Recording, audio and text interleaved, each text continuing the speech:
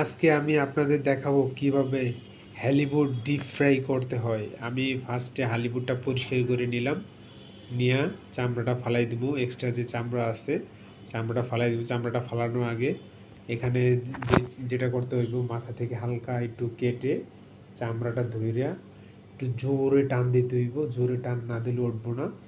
Like আমরা যেভাবে করি, জাস্ট লবণ লাগাই নিলে সবচেয়ে ভালো হয়, পারফেক্ট।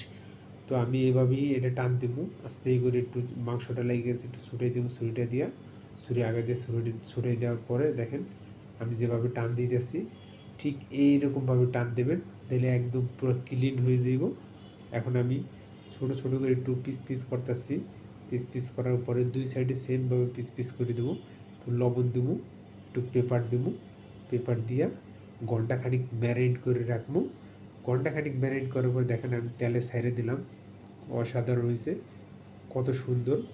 আমি তেলের মধ্যে এটা একদম করকরা ভাজা করবো। যতক্ষণ না করকরা ভাজা না হচ্ছে ততক্ষণ এই ডিপ ফ্রাইটা করবো। মিনিমাম টাইম এভারেজ 5 মিনিট থেকে 10 মিনিট করলেই এনাফ, একদম পারফেক্ট হয়ে যাব। আর মোটামুটি ভাজাটা কমপ্লিট হয়ে গেছে। এখন আমি এখানে উঠে আনছি। উঠে আনার পর আমি এখানে পিস পিস করে কাটবো। কাটার পরে এখন দেখাবো যে আসলে কীরকমভাবে খাইতে হয়। জাস্ট এটা খাওয়ার জন্য বেশি কিছু লাগে না। টমেটো কেচাপ দিয়া খাইতে পারেন, টমেটো কেচাপ না হইলেও চলবো। টমেটো কেচাপ না হলে আপনারা অন্য কিছু দিয়েও খাইতে পারেন, যে সস বানিয়ে ভিনেগার দিয়েও খাইতে পারেন। সবাই ভালো থাকবেন, খোদা হাফেজ, তোমার দেখা হবে।